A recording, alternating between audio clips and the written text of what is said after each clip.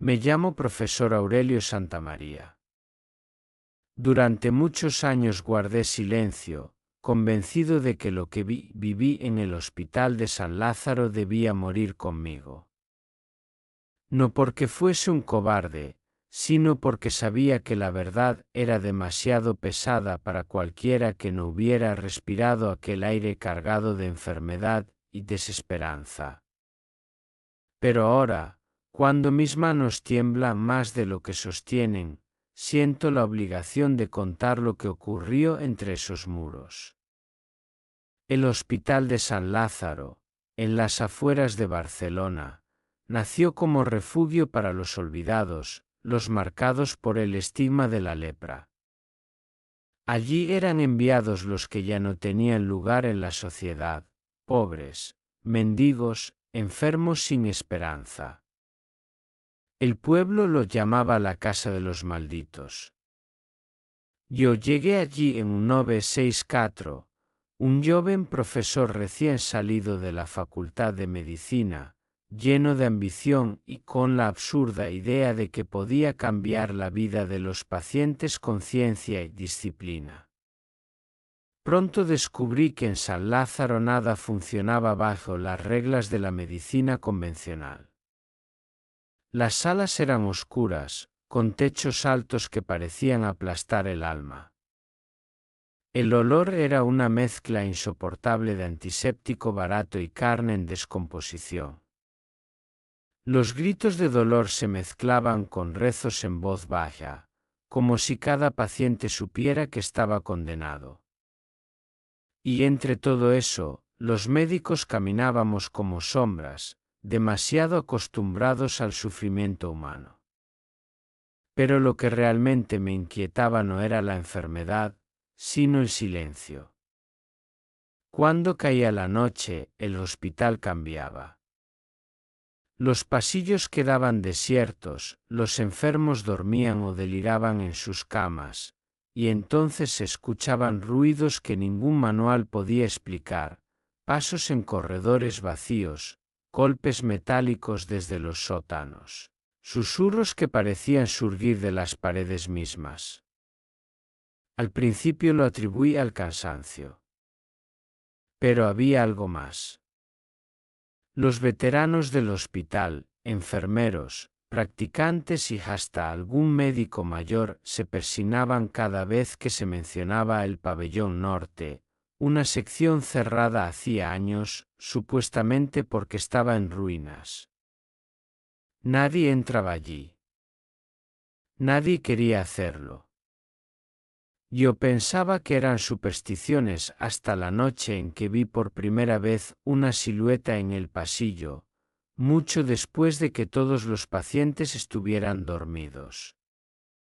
El primer año en San Lázaro fue un descenso lento a un mundo del que muchos jamás lograban salir. Recuerdo bien a mis primeros pacientes, Anselmo, un hombre que había sido carpintero y que perdió no solo las manos por la lepra, sino también la voluntad de vivir. Lucinda, una mujer joven, apenas de 30 años, que cada noche me pedía que rezara con ella para que la muerte llegara pronto. Yo intentaba mantenerme fuerte, con esa coraza que todo médico necesita, pero era inútil. San Lázaro no era un hospital, era un cementerio en vida. Y aún así, lo que más pesaba no eran las enfermedades visibles, sino lo que se escondía en la penumbra de los pasillos. Algunos enfermeros solían contar historias en voz baja, casi como advertencias. Profesor, nunca mire por las ventanas del pabellón norte después de la medianoche. Si escucha que lo llaman por su nombre desde un pasillo vacío, no responda. Yo sonreía, como buen hombre de ciencia. Pero la sonrisa se borró pronto. Una madrugada, mientras revisaba a Lucinda, escuché que alguien golpeaba lentamente la puerta del pabellón cerrado. Eran 3 golpes secos, espaciados, como si alguien supiera que yo estaba allí, justo enfrente. El sonido retumbó en mi pecho. Fui hasta la puerta, linterna en mano, convencido de que era una broma de algún interno. Pero cuando acerqué la luz, vi algo que me hizo retroceder. Una mano pálida, huesuda, con dedos alargados, se deslizaba por la rendija inferior. Corrí hacia la sala de guardia, buscando a otro médico para confirmar lo que había visto. Nadie me creyó. Fatiga, dijeron. El hospital se mete en la cabeza de todos, profesor. Pero la prueba llegó semanas después. Una enfermera llamada Doña Estrella, una mujer mayor que llevaba más de 20 años en el hospital, me confesó. Usted también los ha visto, ¿verdad? Los que caminan en el pabellón norte. Esa noche me contó que no todos los que llegaban a San Lázaro morían en sus camas. Algunos desaparecían sin dejar rastro. No había registros, ni cuerpos, ni explicación. Y los rumores decían que eran llevados al pabellón norte para experimentos de los que nadie debía hablar. Yo me resistía a creerlo, pero algo dentro de mí sabía que Estrella decía la verdad. Y peor aún, cada noche, los golpes en la puerta se hacían más frecuentes. Un jueves, mientras caminaba por el pasillo central, escuché una voz detrás de mí. Aurelio. Giré en seco. Estaba solo. Desde aquella noche, San Lázaro dejó de ser simplemente un hospital para mí. La ciencia y la medicina quedaban en segundo plano frente a un misterio que se retorcía en cada sombra de sus paredes. El pabellón norte, cerrado y olvidado oficialmente, se convirtió en mi obsesión. Comencé a investigar en silencio, revisando archivos antiguos que estaban guardados bajo llave en la oficina administrativa. Descubrí que entre un 923 y un 931 faltaban registros de al menos 30 pacientes. No había constancia de función, ni certificados médicos, nada. Simplemente habían dejado de existir en los documentos. Una noche, con ayuda de Doña Estrella, logré abrir una de las puertas que llevaba al corredor del pabellón norte. El aire que salió de allí era espeso, cargado de un olor a humedad y hierro oxidado que me provocó arcadas. El polvo se levantaba en nubes densas, y mis pasos resonaban en aquel silencio sepulcral. Apenas avancé unos metros, cuando noté algo en las paredes, marcas profundas, como arañazos desesperados. Al iluminar con la linterna, pude distinguir palabras grabadas torpemente. No me lleven, ayuda, somos más de los que creen. Un frío helado recorrió mi espalda. Aquellas súplicas parecían recientes, como si los dedos que las escribieron aún estuvieran atrapados allí dentro. De pronto, un ruido metálico retumbó al final del pasillo. Era el chirrido de una camilla moviéndose sola. La luz de mi linterna alcanzó a rozar una silueta, una figura encorvada, envuelta en un hospitalario desgastado, que se deslizaba lentamente, arrastrando algo detrás de sí. Me quedé paralizado. Quise hablar, pero mi voz se ahogó en la garganta. La figura se detuvo, giró la cabeza hacia mí, y vi un rostro desfigurado, con los ojos en blanco. No gritó, no habló, solo levantó una mano y señaló hacia una puerta cerrada con cadenas. Cuando reuní fuerzas para dar un paso atrás, Doña Estrella me sujetó del brazo. Profesor, no debe entrar allí nadie que ha cruzado esa puerta ha regresado cuerdo. Esa advertencia me acompañó durante semanas. Sin embargo, cada noche los golpes en la puerta de mi pabellón eran más intensos. Como si algo o alguien me estuviera llamando desde dentro de esa cadena oxidada. Y entonces llegó el día en que uno de mis pacientes desapareció sin rastro, exactamente igual que en los archivos antiguos. Nadie quiso hablar del asunto. Nadie, excepto yo. La desaparición del paciente, un hombre joven llamado Julián, me empujó al límite. Nadie quería mencionar su nombre, y los médicos actuaban como si nunca hubiera existido. Pero yo lo había atendido durante semanas. No podía aceptar esa amnesia colectiva. La noche siguiente, armado con mi linterna y una palanca, regresé al pabellón norte. El pasillo estaba aún más frío que antes, como si me hubiera internado en un lugar ajeno al tiempo. Cada arañazo en la pared parecía observarme, y el eco de mis pasos era devuelto por algo que no era simple vacío. Al llegar a la puerta con cadenas, sentí un pulso metálico, como si la madera misma respirara. El candado estaba oxidado, pero resistía con fuerza. Con cada golpe de la palanca, escuchaba un sonido al otro lado, semejante a un lamento profundo, apagado por la distancia. Finalmente el hierro cedió. Las cadenas cayeron al suelo con un estruendo que resonó como un disparo. Abrí la puerta y una corriente de aire gélido me golpeó el rostro, trayendo consigo un hedor insoportable a carne rancia y desinfectante añejo. Dentro, el corredor se hundía en una oscuridad espesa. Paredes desconchadas, baldosas húmedas y, a cada paso, manchas rollizas que parecían haber resistido décadas de limpieza. Llegué a una sala amplia. Allí, en medio del polvo, había camillas oxidadas cubiertas con sábanas rotas. Me acerqué a una de ellas y, al retirar la tela, descubrí marcas de correas en el metal, como si hubieran sujetado a alguien con una fuerza brutal. Un ruido metálico me hizo girar.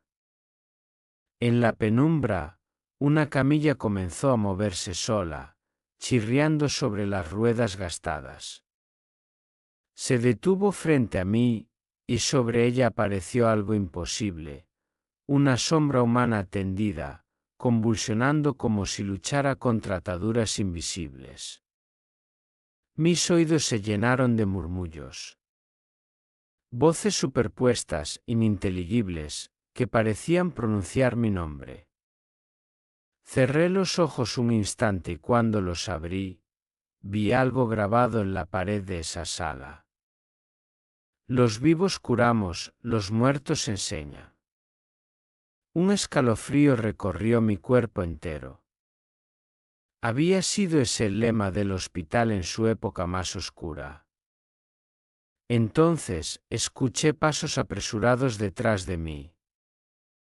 Doña Estrella había entrado corriendo, con los ojos abiertos de terror. Profesor, salga de aquí ahora, ellos saben que usted abrió la puerta. De repente, todas las camillas comenzaron a vibrar al unísono, como si una fuerza invisible las agitara. Las sombras se levantaron, contorsionadas, y el aire se cargó con un zumbido insoportable. Yo corrí tras ella, cerrando la puerta de golpe, pero ya era demasiado tarde. Sentí claramente una mano helada que rozó mi cuello antes de que la cadena volviera a cerrarse sola desde dentro. Aquella noche entendí que San Lázaro no era un hospital. Era un receptáculo de lo que nunca debió existir. La advertencia de doña Estrella me persiguió todo el día. No podía concentrarme, no podía dormir. Sentía en mi nuca la misma mano helada que me había tocado al cerrar la puerta. Sabía que debía buscar respuestas, aunque esas respuestas pudieran destrozar lo que quedaba de mi cordura. Al amanecer, regresé al hospital con una excusa: necesitaba revisar la biblioteca antigua, donde aún se conservaban informes médicos y expedientes de pacientes. El edificio estaba prácticamente abandonado en esa zona, pero conservo mis llaves de profesor, y nadie me detuvo. La biblioteca olía a papel húmedo y polvo añejo. Las estanterías estaban repletas de carpetas amarillentas, informes escritos a máquina y libros de anatomía con manchas oscuras. Me adentré hasta el fondo, donde había un armario de hierro con candado. Extrañamente, la llave maestra que yo llevaba encalló sin resistencia. Dentro, encontré varias cajas de documentos marcadas con una sola palabra en letras rojas: Proyecto Ángel. El nombre me heló la sangre. Abrí la primera caja y lo que vi me revolvió el estómago: fotografías en blanco y negro de pacientes atados a camillas, con electrodos en el cráneo, incisiones abiertas en el pecho, y lo peor, anotaciones médicas justificando los experimentos. Paciente 1-4, exposición a privación sensorial durante 72 horas. Resultados: alucinaciones persistentes, voces internas, pérdida de identidad. Paciente 2-7, apertura de tórax sin anestesia completa. Objetivo: estudiar resistencia al dolor en condiciones extremas. Los nombres de los pacientes estaban tachados, sustituidos por números. Y en la parte inferior de cada hoja aparecía siempre la misma firma: de Ignacio Villalonga, jefe del hospital en los años 40. Continué revisando y encontré algo aún más perturbador: entre los expedientes había grabaciones en cinta. Tomé una de ellas, la puse en un viejo reproductor que encontré en un rincón y el sonido metálico inundó la sala. Una voz grave, pausada, decía: el dolor es la puerta. A través del dolor se revela lo que el alma oculta. Si San Lázaro debe ser un lugar de sufrimiento, que también sea un laboratorio de trascendencia. Luego se escuchó un grito desgarrador. No era un grito humano corriente, era un sonido que parecía surgir de alguien entre la vida y la muerte, como si su garganta fuera atravesada por cuchillas invisibles. Apagué la grabadora con manos temblorosas. En ese instante, noté un movimiento entre los estantes. Una figura se perfilaba en la penumbra, alta, vestida con bata blanca, la cara cubierta por una máscara quirúrgica. Pensé que era una alucinación, pero la figura levantó la mano y señaló los expedientes que yo había abierto. No debiste leerlos, susurró con una voz hueca, metálica. Corrí hacia la salida, dejando los papeles tirados. Cuando giré una última vez para mirar, la biblioteca estaba vacía. No quedaba nadie allí.